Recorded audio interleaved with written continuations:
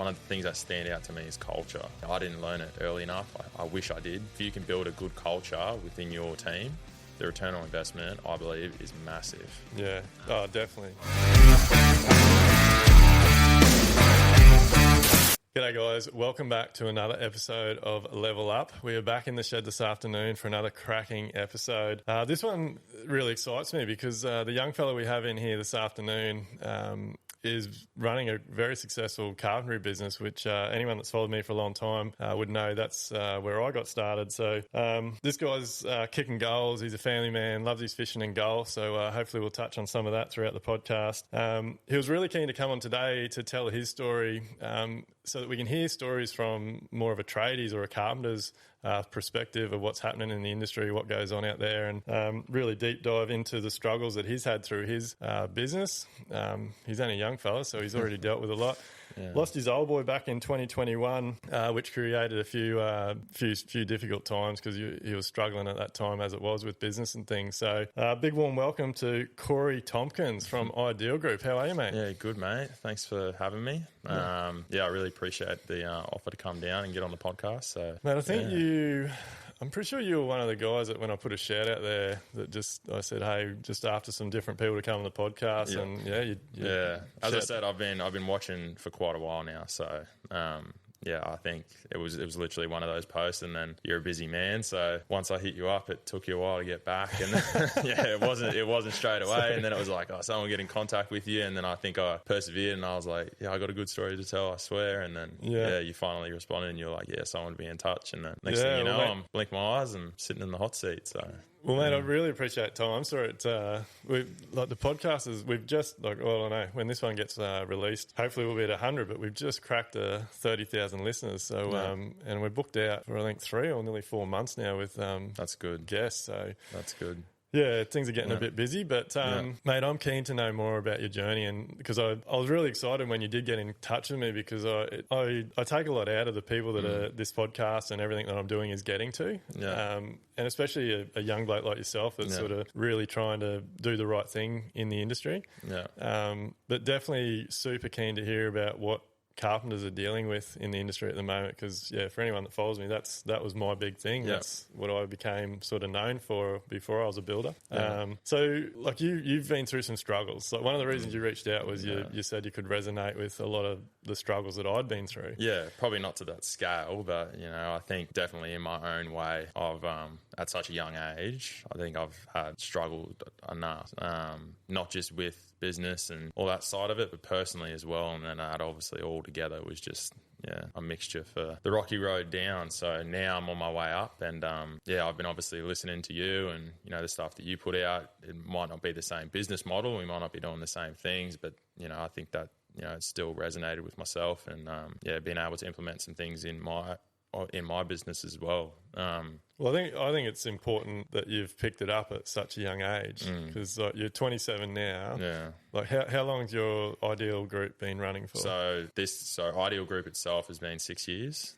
Before then, it was it was me and my old man. So I was with him like right from the start, and that ran right until I started out when I was 16. So it was basically just with him, and it was a good journey. But as I said to you a while ago, it was his wrongdoings and my lessons. He turned a blind eye to financials and the tax and all that sort of stuff that comes with actually running a successful business. All credit to him though. I'm not, he was a really good chippy, really good builder, great family man. Couldn't have asked for anything else like from a dad. But the business side of it was something that he lacked, and I could see it happening as well. So it's a common story, isn't it? Like I don't I know my old boy is probably similar. Like that, I don't know. Like for some reason, our industry, I'm not sure why, but there's a lot of trades out there that are not doing the right thing, like paying super or work cover or understanding that what they're getting paid, they got to take tax, whatever it is. But because it creates a lot of issues, doesn't it? Oh, massive amount of issues. Like, I'm a lot better now. I can, when a bass bill comes in, I'm not literally going to sit down and have a heart attack or I have to relax. Like, I'm like, all right, we got it covered. It's fine. Like, I don't I don't really sweat it anymore, where in the early days, especially when I was with my old man, because I was looking after the books at that time. And I think that's, I learned how to do the accounts and bookkeeping and bank feeds and like all that sort of stuff, speaking to accountants and all that. I learned how to do that when I was working with him. And every time we'd get a tax bill, it was always, because you get into like, where's this money going to come from? It was always like, that's what it was like, We'd have work, everyone that he worked with loved his work, and, everyone was happy. But if I said to him, like, you need to up your price a little bit, can't do that. So what, like, it always makes me curious. Like, I was no different. Like, I got into carpentry because I love carpentry. To be honest, I was probably a bit naive. Like, I didn't even really consider the business side of it. Like, I just thought you go to work, you get paid, you get an accountant, do your tax. Like, everyone else, like, someone else will tell me what I need to do. But you've obviously got in the industry a lot longer after I did. Like, when you've got into this industry, like, what were the steps that you had to take to get to where you are? Basically just looking and learning, really. So it was I had a lot of, I'm thankful because he had a lot of mates that were doing quite successful as well. Like, they were, like, I could tell from the outside that they were doing well. Some of them were concreters, some of them were painters, some of them were plasterers. So looking from the outside, I could sort of see what they were doing. There was no book, there was no one really there to, like, mentor me and be like, oh, you need to put this away for this and put this away for that. It was just lesson over lesson, really. And then I think when the penny dropped, when basically he fell out of touch with the trade, and I said to myself that I still love what I do. So when I start up again, I'm going to do it right. I'm not going to, even though it might hurt to, cut into the cash flow. But, you pay your taxes, you pay your super, you pay the boys what you need to as per fair work, you do the right thing, and you hope at the end of the day that you got some money left over. Because there's so much to know, isn't there? Like, and I guess because you don't know it, you're not asking the questions, so you're not really getting the answers. And it snowballs, and, like, obviously as business grows, you earn more money, the hole just gets deeper. And I think I did my apprenticeship, did all that. Was a tradie for a while. Then I went out and did my diploma of building and construction. I was going to do my Cert 4, but one of the teachers there, he's like, listen, if you do this, it could lead to this. It covers the Cert 4 as well. So, and his name was Steve. And, shout out to Steve. Like, he was, very switched on fella. Like, he taught me a lot. In regards to contracts, my obligations, and just everything in life, really. He was sort of the one that said, like, don't be the guy that doesn't pay your boys what you said you were going to pay them. Like, don't be that sort of person, because, it doesn't take long for the word to get around. And then, you'd be one of those guys with your hands up screaming that I can't get anyone. So, you ended up getting your builder's license, didn't you? Yeah. So I've had my builder's license for a few years now. It's going on 4.5, 5 years now. So yeah, but you're still you're doing carpentry work, like, that's your business, you're contracting? So I did. So started out, obviously, just doing bathrooms, decks, pergolas as a contractor for myself, and I had an apprentice. And then, like you say on your podcast, you can literally, and it is the truth, you can literally get your builder's license and go out there and sign $1 million contract, and that's what I did. And that there comes lessons in that. So I want to bring that to the table, and So what's some of the lessons you've learnt in your misquoting? I misquoted, like, the biggest thing off the top of my head was, so this particular house had a turntable at the bottom of the driveway. Jeez, you didn't start off with an easy one. So we're not talking a few studs or a window here and there. Like, we're talking, I missed the whole turntable and everything associated with it, the power, everything. So and it was a relatively large, this client, they owned a Range Rover, so it was a relatively large turntable. Shout out to the clients.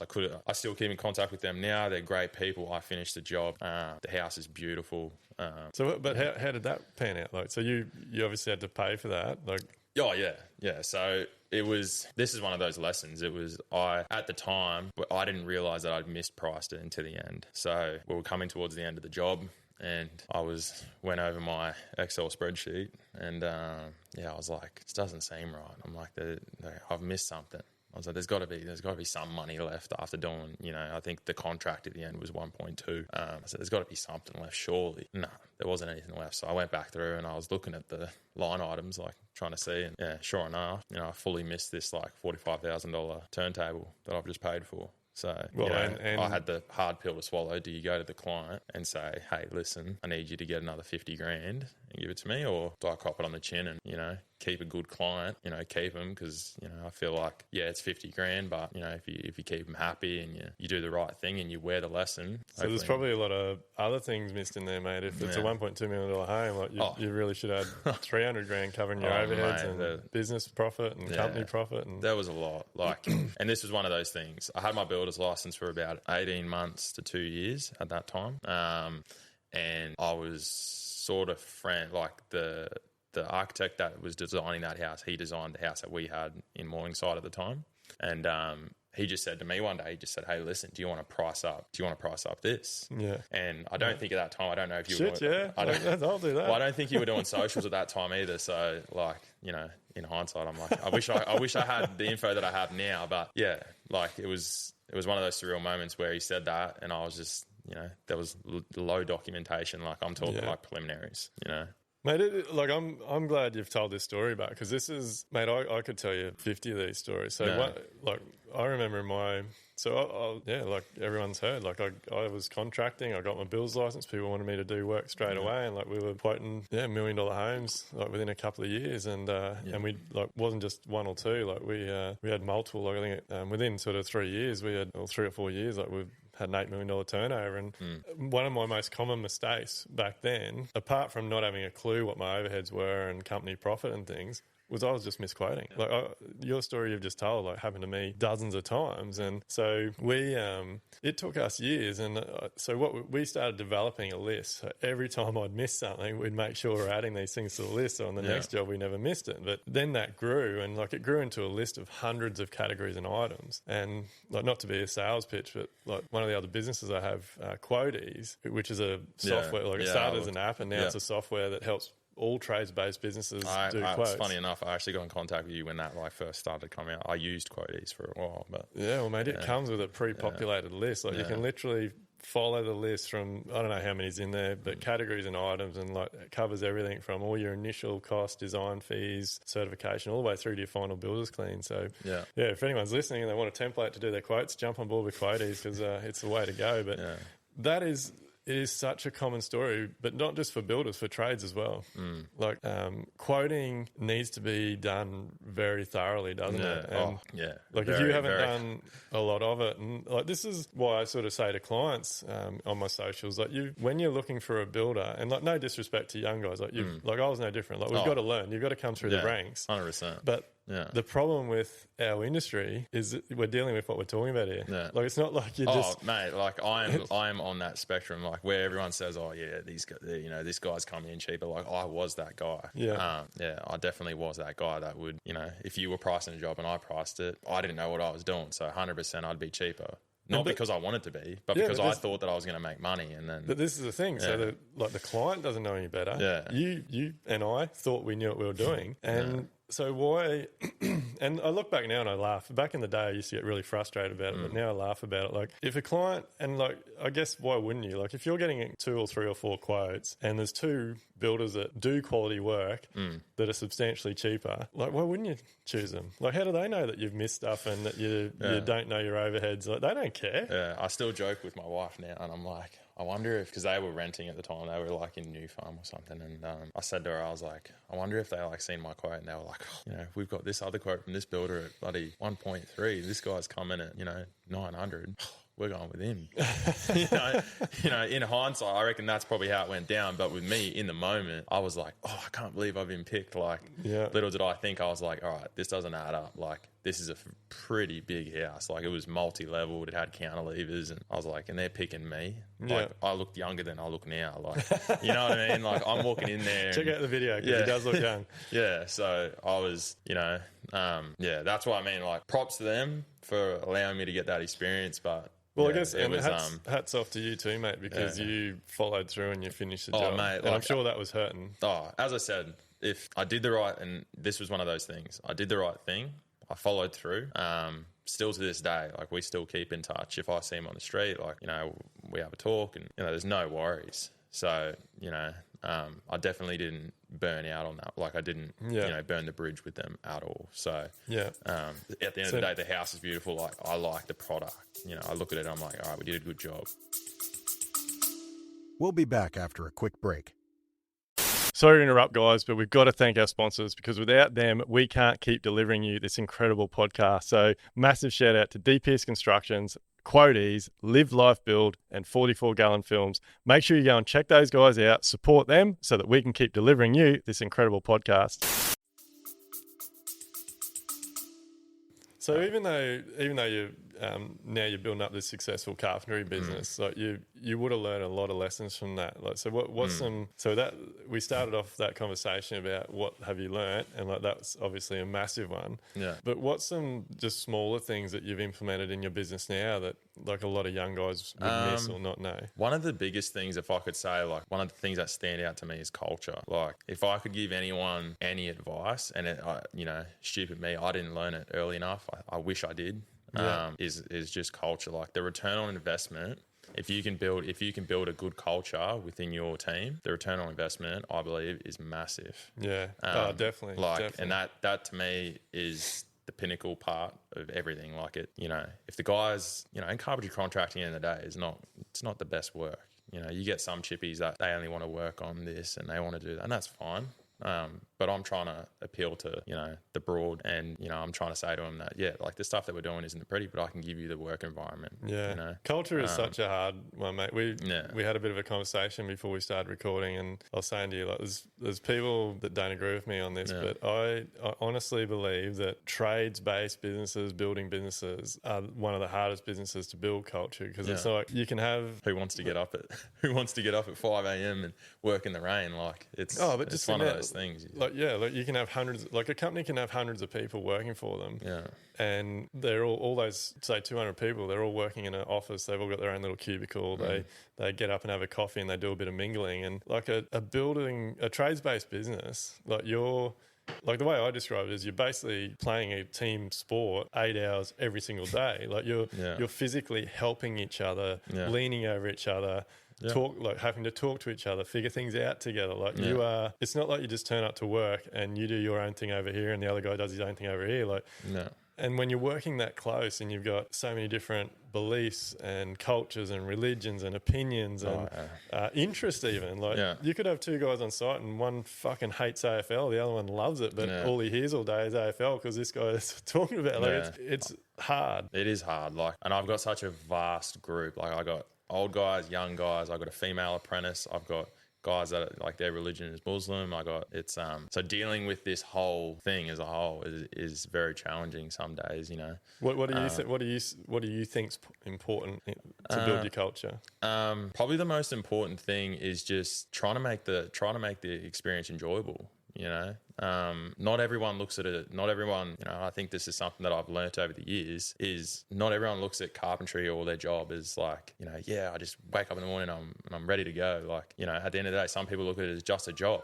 They get there and but I have to somehow find the motivation with them and find common ground and be like, all right, what do they enjoy? For my team, a lot of the boys, they enjoy playing golf. So, that's something that we try to get out and do. And and that sort of stuff. So I just feel like it's such an important thing to do is to, give back to the team, not only just with taking them on trips or taking them to golf, but also like they want to see growth. They don't want to be part of, and I think we've recently just taken on another qualified guy, and he basically said to me like the one thing that he wanted was growth. The builder that he was working for a pretty reputable builder in Brisbane. I think we'd all know who they were, but he just didn't feel like he was growing. So, and I said to him, listen, I'll give you the opportunity to grow. So we're putting things in place now, and I'm giving you a little bit more rein and teaching him that with my little knowledge, like even though I am still young, but I do say to him like it's not what you say, it's how you say it. So I think that's a big thing that I've sort of instilled with everyone. It's you can say anything you want, but if you're not saying it in the correct way, it won't resonate with the person that you're trying to get across. That goes with clients, builders that you deal with, apprentices. You would know a building site like. Oh, mate, it's hard. And then you got like we've recently had a situation where guys left, and look, to be honest, I've should have followed my own rules. There was lots of signs, and even lots of people telling me to get rid of him, and I should have got rid of him a long time before we had a falling out. But it is really hard, like, because some people are very different. Like I'm sure you find this as a boss. Like some people are very different when you're there than when you're not there. Yeah. I had the same run-in with, like as in like yesterday. So the phone usage. Yeah. You know, if my apprentices get to listen to this, they can, they will know. But yeah, like the phone usage is one of the things that, we're trying to crack down at the moment. You know, when I'm there, I don't see nothing. Yeah. And then when I go for, 6 hours or 8 hours, I get phone calls from the leading hands or the foremans or whoever, and they're saying, oh, this person's doing this person's doing that. Yeah. So, phones are like, mate, for the first few years of my career, there was no, like then when phones did come in, it was a Nokia 3210. Like you could send I think you could send like 100 characters or some shit, but there was no bloody Instagram, Facebook, any of that shit. But now there's freaking Snapchat and and it does. Sort of stuff. I don't know. I think my boy, like I'd like to think my boys are pretty good with it. The one thing I hate with phones, like I can't stand smoko time and like, everyone's on their phone doing their own thing. Like there's I try and encourage a bit of banter or talk about the weekend or your like footy game or something. Like everyone's too interested in scrolling till they see something that makes them smile for 2 seconds. That's the thing. Like we definitely don't lack the banter on site. Like if I go, like all the boys get along, so it's just a crack up. But I see that at Smoko too. Like everyone's in, someone's watching the footy, someone's placing, on sports bets. I'm keen to, mate. I'm keen to learn more about, because you're subbing for like how many builders would you be doing work for? 20? 15, like 15? It'd be like probably 15. Like 15 to 20. So, like, what's the range? Like volume builds, custom builds, renovations? So, like 60% of them would be volume. Volume as in we don't really do too many standalones anymore. We're doing a lot of multi-res stuff. So, it's got to be either 10 or 20 plus. Otherwise, it's not really viable for us to go. So, but in saying that, though, I do have relationships with some, big builders that we do standalones for as well, but their rates are slightly higher. So that's what I wanted to get to. Like, are you, like, we're keen as, like, if you're a tradie out there, we want you on here. Come and have a chat. Like, I'm curious to know, because for this industry to get better, we've all got to grow together. Like, I know back in the day, a lot of what I was doing when I was subbing, it was all driven by, like, we just got told the rate, and you just had to head down, bum up, and fucking run to try and make a dollar. So, like, is that more volume work? Is that all done on like linear meter rates, square meter rates? So with a lot of the multi-res stuff that we do, the bulk of it, it's just done off meter rates. Meter rates for pretty much everything. $2 here, $5 here. So how are $60 here. Do they are they doing like subcontract agreements? Are you signing contracts? Like Yeah, so it's all just through. So we'll sign the contract before we start, and then it just rolls on from there. But as I said to you, like I think before we started recording, was there is an hourly aspect to it as well. And that's just been a relationship built up over the years, because I think like every builder, when they hear that the subby's coming in and they're going to charge them an hourly rate, they pull their hair out and they're like, oh, this guy's going to take the piss, he's going to take an hour. And that's just been a relationship that I've had to build over the years.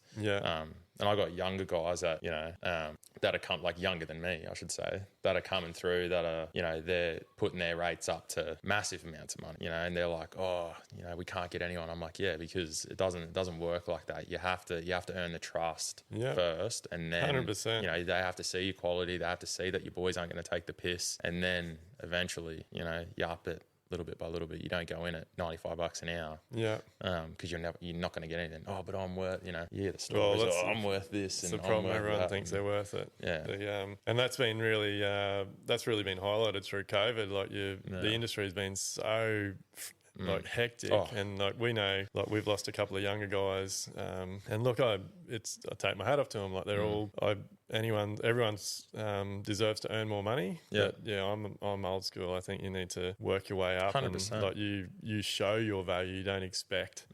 I always have that conversation with like, because as I said, I've had a lot of guys come and go, and some people that I've had to get rid of. And I think I always say to them, like, if you want more money, like I'm happy to come to the party with whatever you want, but you have to show me why. I love it, So mate. That's my thing. You Like know, you show me why I should pay you more money, and then once I've seen it, then I'll give it to you.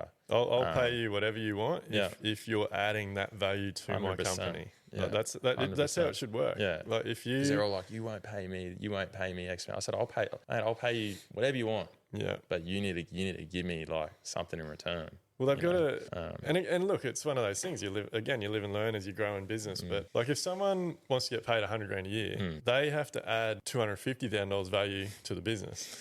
Yeah, It's like it's like they don't understand. They don't understand that. They think if my pay is only 100, you know, if my boss does 10 jobs, he's already paid for me. Like it doesn't work like they that. have no understanding of the overheads and what it takes to run a business. Yeah. And but yeah, I think the people that have that attitude that like, sweet, like I'll get in, I'll put in that extra 1%, I'll make everything perfect, I'll bust my balls. Like they will always end up further ahead because people see how hard they're trying. And so I know for me as a boss, they're the ones that every 6 months, 12 months, you have the chat to, hey, giving you a raise. Like, I recently did that with my boys too. Like they didn't even ask me. I just said to them, like, you know, there was 2 of them that stood out, and I just said, listen, like, you two, like, I'm going to give you a raise, like, you know, and they were appreciative but I seen it. Like they were taking initiative, they were doing, you know, and I just said to them, they're like, oh, do you want anything more? I said, the funny thing is, I'm not expecting anything more.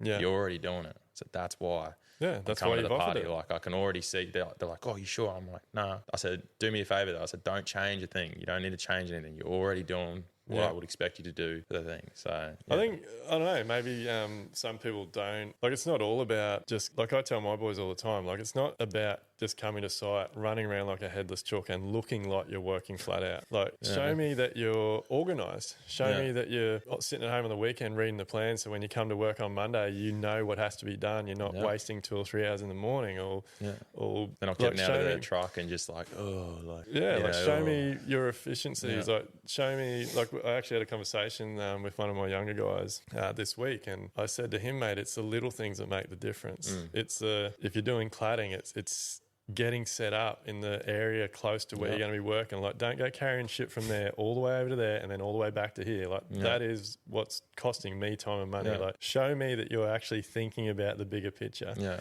And I think that's where, like, the contracting aspect, like, you would know yourself. Like, you know, I've had guys come from, you know, beautiful builders and, like, they've come from amazing builders in Brisbane, and then they've come to the contracting side, and there's 2 different mindsets. Like, and this is the disconnect that I'm seeing now, is that there's a completely different mindset when you go from doing that stuff to this stuff. Yeah. You got to be a lot more efficient. Oh, mate. And that's one of those things. It's like, you know, don't, like, why would you do that when you can do this? And it's just like, that's what I'm trying to. Like, we see it a lot when we've employed so many, like hundreds of carpenters over the years. And the ones that stand out, they're not the ones that are generally running around or busting their balls. They're the ones that are really efficient and thinking ahead. And like systems and processes is everything. And like, I find it really strange, funny when you see like some carpenters just like, they want to have the saw bench in the same spot the whole job. And so like, they will waste hours like throughout a job, taking the timber from the front, walking it through the job, loading up 10 or 20 pieces at a time, using them. Cut on the pack. Go and get more. Like, move your setup around the site to where you're working. Like,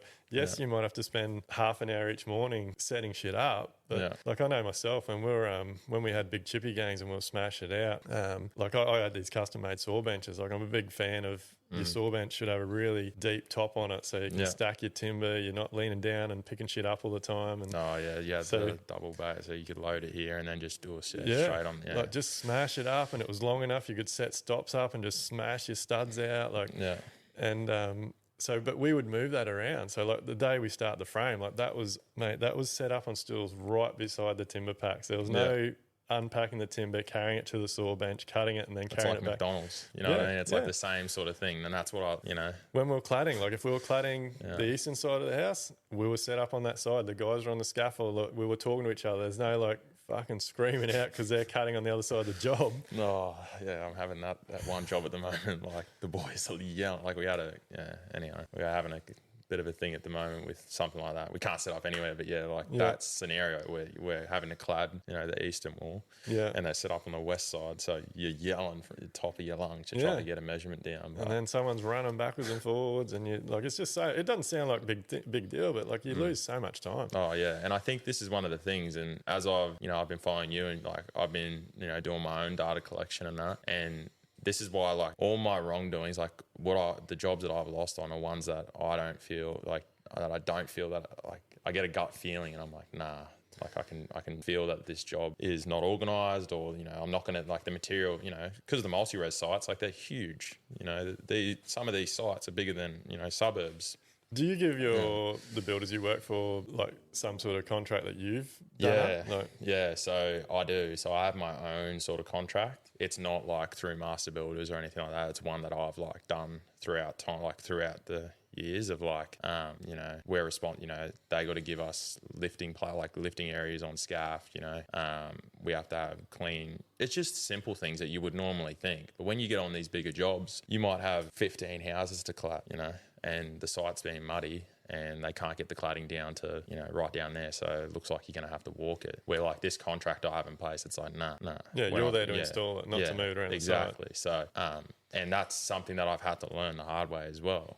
Going back, 3-4 years, it was, no worries, we'd do it. And then you'd look at the end of the day and you'd be like, we only got done, let's just call it 25 metres worth, when normally, a crew of 6 should be doing, be doing like, 100 to 150 easy of cladding. And then I was like, oh, why is that? And they're like, oh, we had to move it from there to there. And then data's pretty powerful, isn't it? Yeah. So it's just been continuous over that. So now it's one of those things I find, and it's only been recent, but I find that the builders that don't want to get on board with that are usually the ones that that I lose out on. They're like, nah, we'll get someone else. Yeah, because a lot of builders, like our plasterer's really good for it. And look, to be honest, we let him down every now and then. Like he gives us a form that basically is a bit of a tick list. Like the site has to be clean. It's got to be nothing inside. Bloody all these little rules, and I think that's awesome. Like, and we really should make sure we like tick all those boxes every time he does a job. But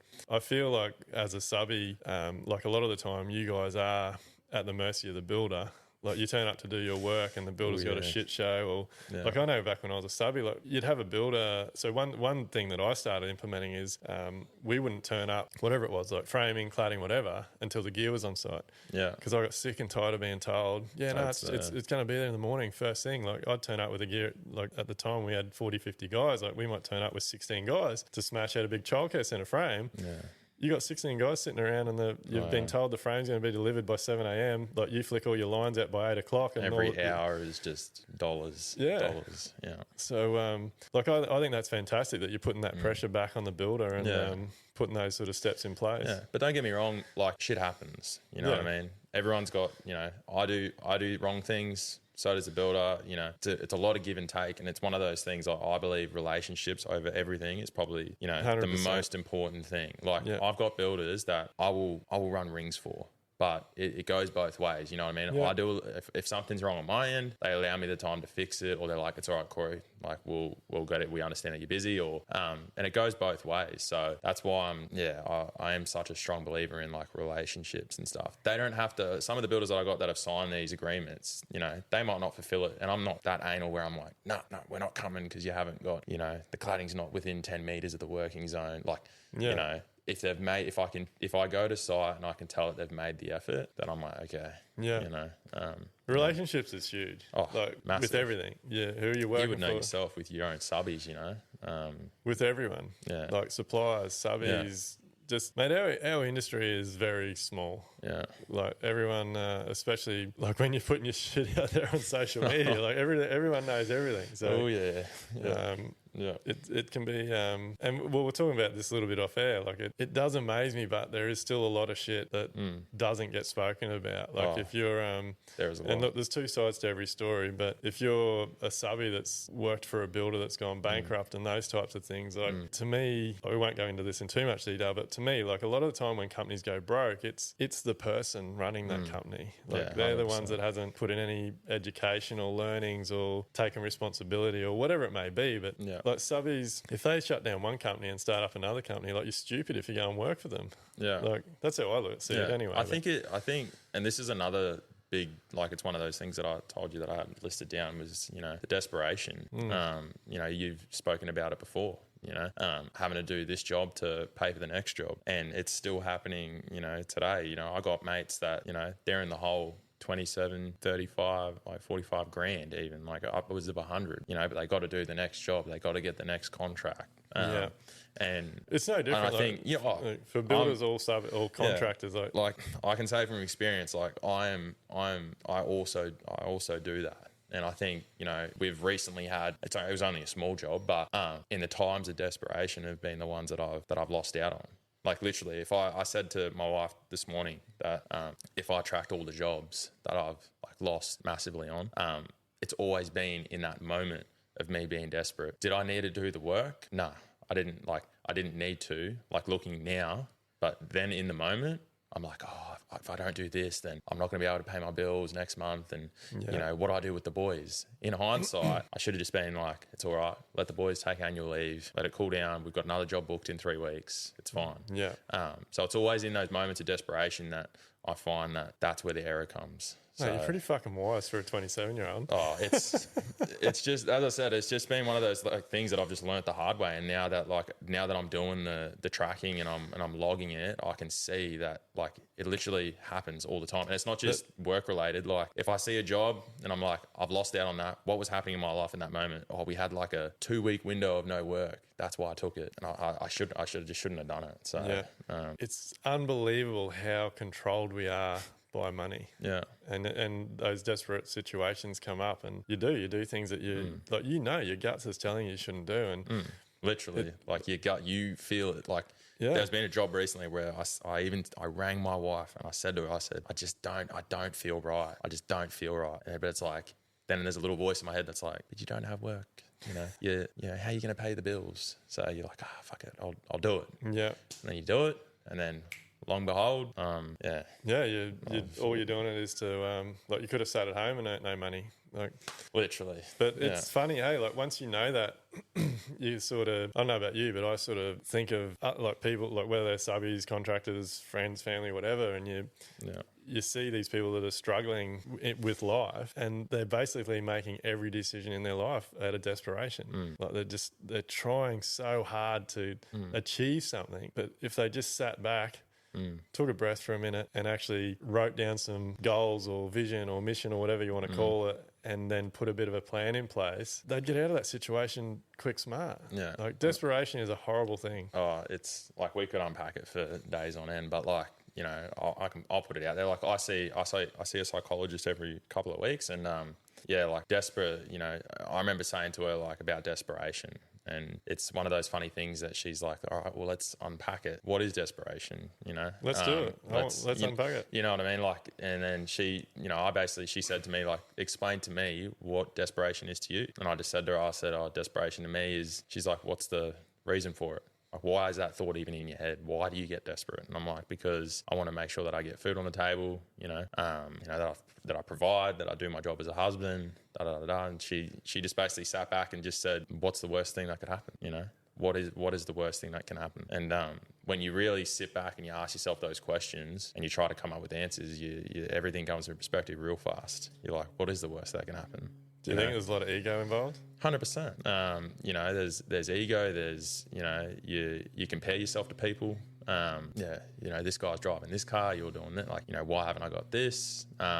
And all those things all track into my head, and that all wraps into desperation. Isn't it shit? Isn't it shit how we all base our opinions off first glance? Like you see, like it blows my mind now that you see so many carpenters driving around with these $30,000 and $40,000 carpentry trailers and like the brand new dual cab utes and things. But like reality is most of it's on debt. So I do think ego is one of the biggest drivers of that desperation. Like you get into that situation where you're thinking like how am I going to pay my bills? And I know back in the day, like I used to get so anxious about that because in my head I'd be doing the numbers like I've got this many guys, like they cost me this much a day, they cost me this much an hour, like every hour I don't have a job, like it's literally and you drive yourself crazy, and then it doesn't matter whether you're a tradie or builder, like we all get in those situations where you get that little glimmer of light that you possibly may get this job. And like, mate, the amount of jobs that I put on that I knew I was either going to do my ass or maybe just cover my costs. Make $1,000. But I did it to keep everyone else going. Like, it's crazy. Yeah. Like, and that's something that she said to me. She's like, what happens if you get rid of everyone? Yeah. I said, well, start again. Literally. But yeah, so it was just one of those things. And can we dive into that a bit? Because I've been to see a psychologist a couple of times over the years. I think it is really important to talk to people that are outside your circle, that know nothing or very little about you, and you just spill your guts. Yeah. But like, what was it that made you think like I need to just go and have a chat to somebody? Full credit to my wife. She was the one that, you know, she didn't say to me to do it. Like, I feel like it's been ever since the passing of my old man. It's been, you know, a bit of a rocky road for myself. So it was just one of those things. And then I just made the call one day, you know, my health and my mindset was something that I needed to get hold of. And it has been good. You know, everyone hears this word of psychologist and they're all like, oh no, you know, something's wrong with him. It's not that at all. Like, I'm perfectly fine. I don't need to go.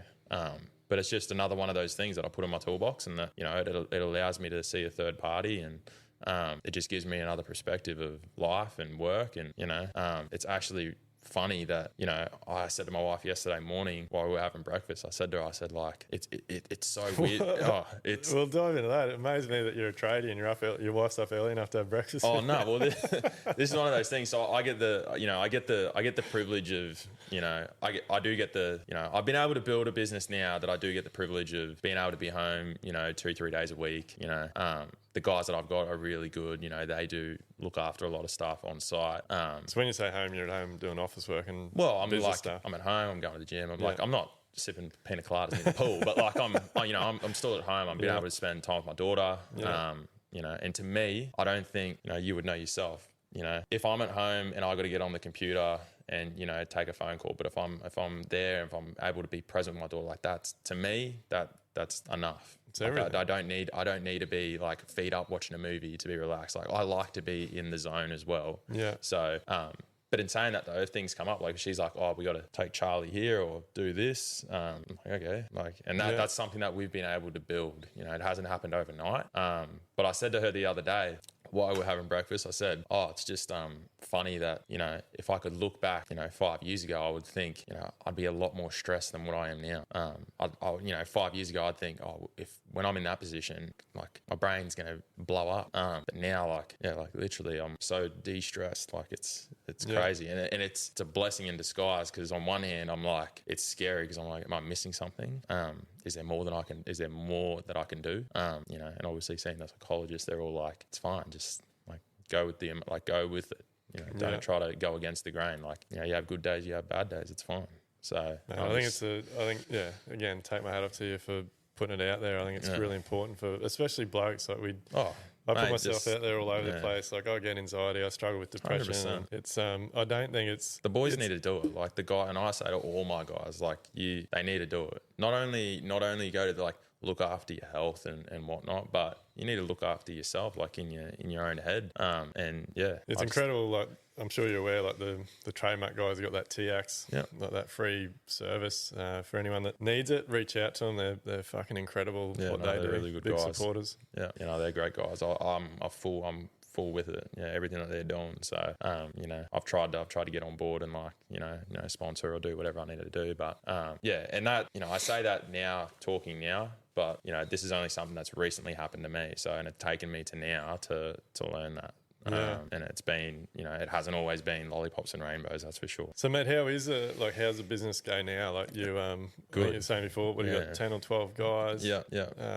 Like obviously you've put a lot in place. You've got a good team now. So like, what's the plan moving forward? Like now that you've sort of realised and seen a bit of personal growth and things, like I don't know about you, but like I get addicted to this shit. Like I just see the little bits of improvement. Like, and I think there's something I like to make people aware of. Like it can be small, like just the tiny little steps, and every little step leads to another step and another step. Like I'm addicted to it. Yeah, like, my wife said to me, she goes, like she always just briefly says to me, like, don't celebrate the crops, celebrate the seeds that you plant. So, that's a good one, I try to. Your wife's wise as well. Yeah, so I like. It's just one of those things. Like I just try to, I don't try to always look at the broader picture and like look at like. I'll be happy when I get there. Like it doesn't, like I literally said to her this morning, I was like, as long as I'm in a better position this like next year or this year than I was last year or tomorrow or whenever, like it doesn't, today and yesterday might be the same, but in a month's time, as long as I'm a little bit better or I've improved, systems and processes is one of those things. I love systems and processes, but am I the best at implementing them? No, but it's taken me like up until now, like little bit after little bit after little bit. So it doesn't happen overnight. So, we try not to, I try not to like say anymore. Like I try to get out of my vocabulary. Like I'll be happy when I get that car. I'll be happy when I move into that house. I'll be happy when, I just try to be in the moment, just be happy then. So mate, that was a huge game changer for me. Like I used to always want more. Yeah. And I got to a point where I realized like, if I'm not happy with where I am now, what's making me think I'm going to be happy when I get to there? Like, is it people's perception of me? Is it because I think that car's going to be better than this car? Is that bigger house going to make people think more of me? Like, what is it? But and when I really started thinking, like, just waking up every day and think, like, fuck, like I'm alive. Like, waking up alive, seeing the sun come up, and seeing my wife and my girls. It's everything. That is everything. And so it was quite incredible. Obviously, there's lots of other stuff going on around the place as well with self-improvement and stuff, but like just changing my mindset to be completely grateful for where I am right now today. Everything else just started falling in place. And I think that's like the biggest thing. Like once I got that sorted, and then now I'm trying to look after my body, and I'm trying to get off the beers and actually do something proper for long term. I've dabbled in the gym and meal plans and all that sort of stuff, but now I'm just like, I'm trying to take it a little bit more seriously. And that combined with the mental it's crazy what it's doing for me right now. So does any of your team like get interested in what you're doing? They do, but a lot of the boys are still, footy and beers, and it is what it is. I don't try to push it too hard. I say to them like, it's all good. Like, we can do something else. Like, instead of going to play golf, like, why don't we all go to a day spa or something? Like, they're all like, no, you're paying for beers if we're playing golf. So they don't, I try not to push it too hard, but. Yeah, I always say to them, like, come to me if you ever got any concerns or you want to try something out. I think you've got, is it Justin that does the breath work? Yeah, Justin's a mate of mine, Yeah, so I've been following him for a while as well. So it's something that I've been interested in as well, of doing. I've yet to do it, but... Mate, what he's doing for the industry now is pretty incredible. Like that business he's set up now in a breath. He's offering a service where he basically brings ice baths out to your site. Oh, really? Does a 1 hour breathing session with your team, and then if anyone wants to, they have an ice bath. Like it's pretty insane. I've been talking about it a little bit to do it with my boys, but again, most of my boys aren't really that interested, and I'm not going to say, hey, this is what we're doing. Like you got to fucking do it. Like and it's no good. I don't know. Back to that culture thing we're talking about. Like it is hard sometimes because you can't organise a group activity that one or two want to do, and the other ones are like, fuck this. Yeah, like, I love this topic. That's just not part of the culture. Like that ruins it. Christmas parties are there. It's literally, like some guys drink, some guys don't drink. Some guys like playing golf, some don't. Some want to party, some don't. Some want to bring their partners, some are single. So it's like, what do we do? So I just said to him jokingly the other day, I was like, we're all getting hampers this year. Last year was a headache. Like, I was going to say to you, mate, we've solved that problem. So now, like, we give them the option. They want to do something. Most of them do want to have a casual beer and a feed. So it might just be a pub lunch or whatever. But mate, we've given them hampers, Christmas hams, like all sorts of shit, and we're like, well, that solves heaps of problems. So that's what we're thinking about. That's what we're thinking about doing this year, because last year was it was a bit of a nightmare. But it's hard, eh? Like it is so hard trying to please everybody. Oh yeah. And people are so different. Like, they're so different. So I can't. And they're allowed to be. Yeah, like, that's what 100%. That's what one thing that I've definitely come to realise. Like, they are what they are. Like, I won't push anything that I'm doing now onto my boys if they want to. Like my supervisor was giving me shit the other day actually, because I am right into these cold baths, and I just recently did a Snowy Mountain cold expedition and. Yeah, I've seen that. That looked good. It was unreal, mate. I recommend it with Johannes. But we'd not long finished a renovation, and we had to revamp all the existing pool area. So redid all the coping, waterline tiles. So we had to empty the pool out, and the pool's been filled back up, and no one put the cover back on the valve on the bottom of the pool. And so I've gone out there. We generally go back to our jobs multiple times and just check on things, and I think there was some bit of pool fencing that a bit of glass needed replacing, and there's some window screens or something that hadn't gone on. So I just went out to see the owners and check on things, and I was like, shit, that cover still hasn't been put on that in the pool there. And I said to my supervisor, have you done anything about organising that cover for the valve? And he's like, no. And I don't know if it was my wife in the office or the owner had told him that when I was there, I said, is it all right if we leave it till summer? so now all of a sudden he's like, fucking ice, man. Like, going and doing your ice bath, and you won't fucking get in the pool to put the cover on. Yeah, you talk a big game, but you won't actually.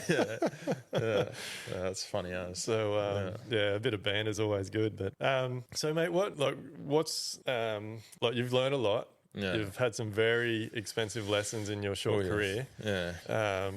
Is carpentry the carpentry business what you want to keep doing? Do you think you'll ever get back and have a go at a bit of building? Or 100%. I think building, I loved it. Like, even though I was losing money, the dollars wasn't my passion. Like, I wasn't looking at that constantly and then getting myself down. I loved being in the moment and organising guys, and I learned heaps. Like, we did, I'm missing out a lot of context to it. Like, it wasn't like I just did one job. Like, we did, I did heaps of little renos and bathrooms and kitchens and pergolas and granny flats and little extensions.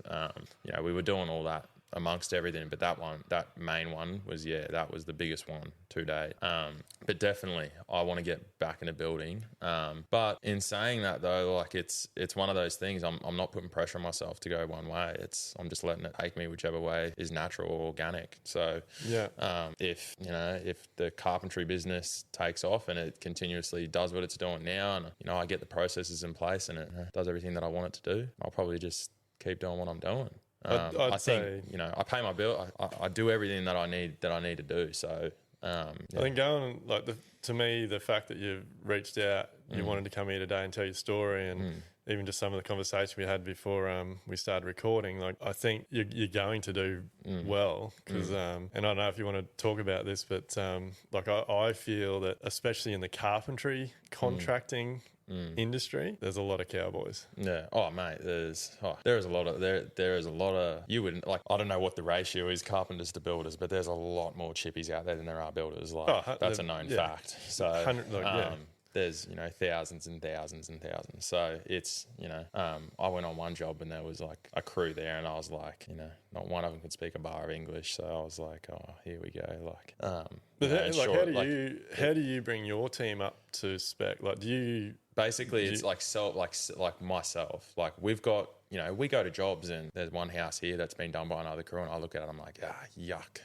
Nah, that's not us. So I say to all my boys, integrity is the biggest thing. Doing the right thing when no one's looking. I can't have eyes everywhere, so I rely on all of them as a whole to do the right thing when I'm not there. So I have teams now. I've got a north side team and a south side team. So and I've worked predominantly. Do they get on? Oh yeah, they love it. There's a few times here and there that they all get together and they love it. When I say that they're all all on one job, they're like, oh yeah, No, north side, south side. Yeah, I personally don't like it because I know that the fucking chatting just goes off the handles. They all throw on smack left, right, and centre. So. But how do you? So do you? Another reason I'm curious to talk to you. I know back when I was running a big carpentry gang, I was all about reading the specs, installs, instructions because there's new claddings and shit coming out all the time, and new with all these changes coming in October, the sarkings and wraps and shit. So is that do you take that on yourself to bring your team up to spec? Yeah, so obviously I get all the, things through master builders and, all the things through suppliers and everything like that. I think in my computer I'd have like over 100 different installation guides. And, do I know them all front to back? I'll be honest with you, no. But what my process is now, and I've sort of got it like noted as like an actual process, is that when we get a large job or anything that's like 2 or more, I send all the corresponding stuff, so the cladding type, the frame, the plans, everything. I send it all to the foremans or the chippies or whoever's going to be there for that job. I send it all to them, and then I basically quiz them on it. Yeah. So, and I give them enough notice. I don't send it to them like today and expect them to know it tomorrow. I send it like months in advance. And I say, hey, listen, I've sent you this, But I'm so thankful for my guys. Like they all say to me that they want that. They want to see the plans. They want to see the specs. Especially one of the guys that I got. He's very over the top. He'll be messaging me on a friggin' Saturday afternoon while I'm playing with my daughter. Like, do you know why this got 200 centers on this? But like party wall systems and that. Like he ended up reading it back to front over and over again, and then he ended up finding like a discrepancy in it. Like he's like, oh, there's one detail here that shows this, but it doesn't show this. So when a certifier knocked us back on it, he told the certifier, and the certifier was like, hey, you're actually right. So, he was all over it. But yeah, that's sort of the process that I have to get the boys over the top of all the installation and stuff. Like we're involved in repricing a job at the moment for a builder that's gone broke and for the clients. And like, mate, as soon as I turned up to the site, and now I've since found out that the builder just was bringing in carpentry gangs and things, and the cladding is absolutely atrocious. Like it's not even an attempt to get it anywhere near the specification. Yeah, and I think that's one of the things. It's like, and I've been, as you'd said, like there is 2 sides to the coin. There is crews out there that perform that stuff day in, day out. They still get paid. They're still running around. They got, I might have 15 builders, but they've got like, 150. So, but in saying that, there is also, I know for a fact that there are builders out there that it's the wrong way to put it, not want dodgy workmanship, but, they won't provide you the right access. They won't provide you the right material. They won't provide you, if you need joint sealant, they're like, nah, it's all good. I'm not paying $20 a tube. Yeah. They cut costs in that way. And then, it sets the, and I say to a lot of because I'm mates with like a lot of guys that own big building companies. And I say to all of them, the site and how you start the job is how you finish the job. If a subby's walking in there and you've got no toilet, you got a dog shit access, you got no roads, there's mud everywhere, I said 9 times out of 10, you're going to get a shit job. Because they're coming in with the attitude that you don't care, so why should they? 100%. So I say to them, like, if I'm thankful that a lot of the builders that I go to, like, they look after the job. Like, I get there's good access. There's, I can see they've made an effort. So it's like, all right, well, these guys actually care about us, so we're going to care about them. Yeah. So that's what I mean. There is always 2 sides to the coin. So I've been on, I'm no saint either. I've been on jobs where I get a contact, he promises me the world.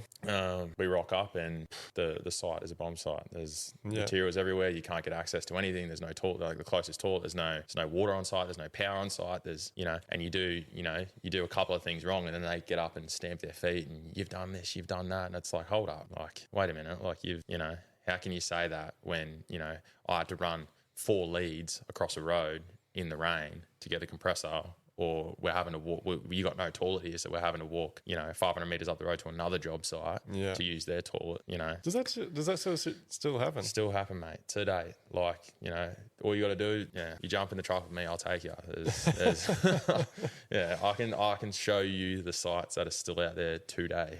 That are still doing that. So that's why I said, like, I wanted to bring that. Like, I'm not here to expose anyone. I'm not going to expose anyone. But all this stuff is why, mate, like, again, I laugh about it now, but like, how can a client make a decision when within our industry there is so many shit shows? It is so complex. Like, it's some of these jobs, they're 120 townhouses, 2-story townhouses. They're all sold to developers, sold to Chinese, sold to whoever. And the quality goes out of the window.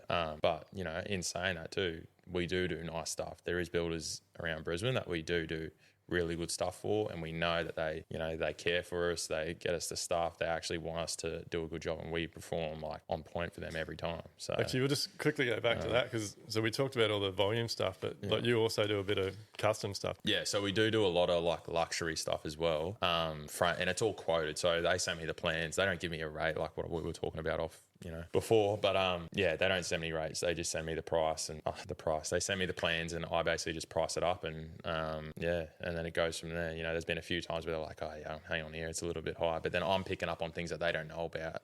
So are you sending them back a scope of works that says? So they send me like a brief scope of works, but then a lot of the times I'm sending back like a revised scope, because some of these guys, they're builder developers, so they don't.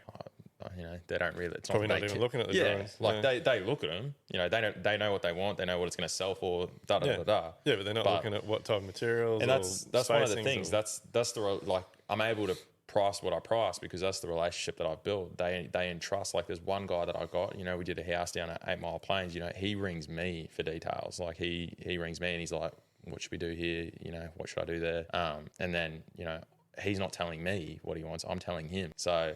But that hasn't happened overnight. Back to relationships. That's exactly right. So it's relationships. And then I just send him a revised scope with the price, and 9 times out of 10 they just go, yeah, no worries, we trust you. We've done that, we've done this, and we've done that with you before. Yeah, and that's how it needs to work. Yeah, it's a good relationship will generally lead to a good quality job. And I always say to him, like the biggest thing that I say is like, why would I poach? Like, why would I try to scalp on the price? Like, try to rip you for the price on the chance that you're probably going to find out because you're not an idiot. Like, no one's an idiot. If you're a builder and you're in that sort of role, you're not an idiot. So why would I run the risk of doing that and breaking that relationship? It just doesn't make sense to me.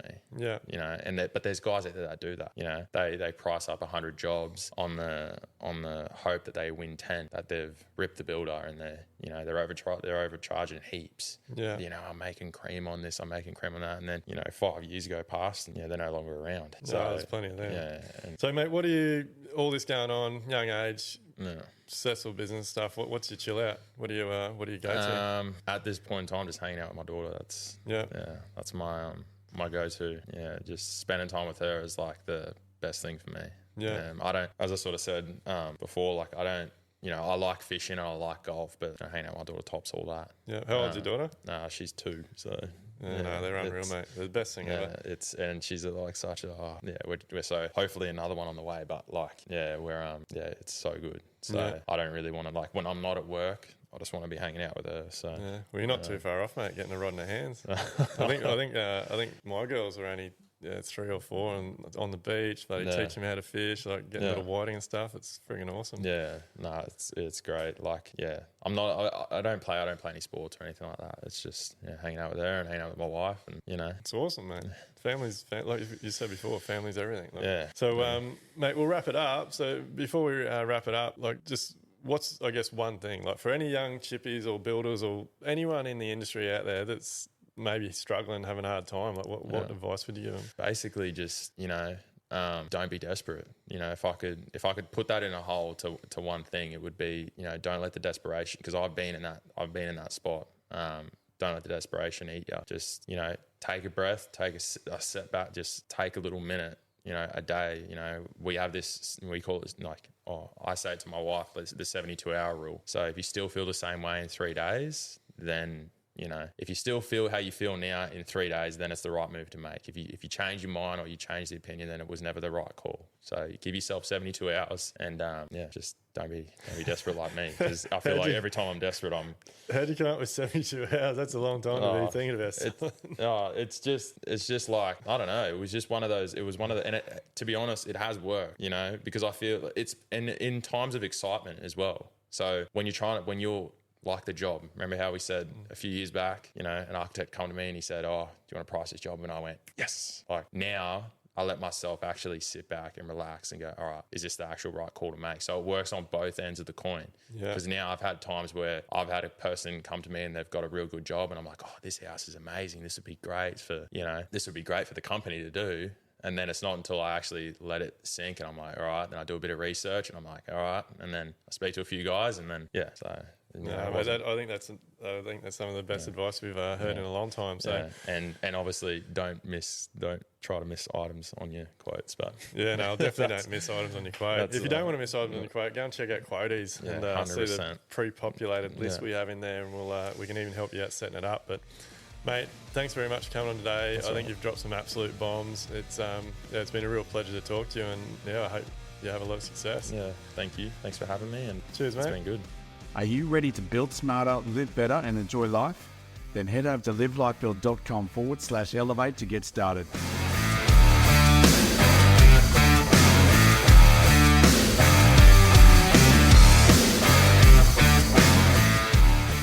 Everything discussed during the Level Up podcast with me, Dwayne Pearce, is based solely on my own personal experiences and those experiences of my guests. The information, opinions, and recommendations presented in this podcast are for general information only, and any reliance on the information provided in this podcast is done at your own risk. We recommend that you obtain your own professional advice in respect to the topics discussed during this podcast.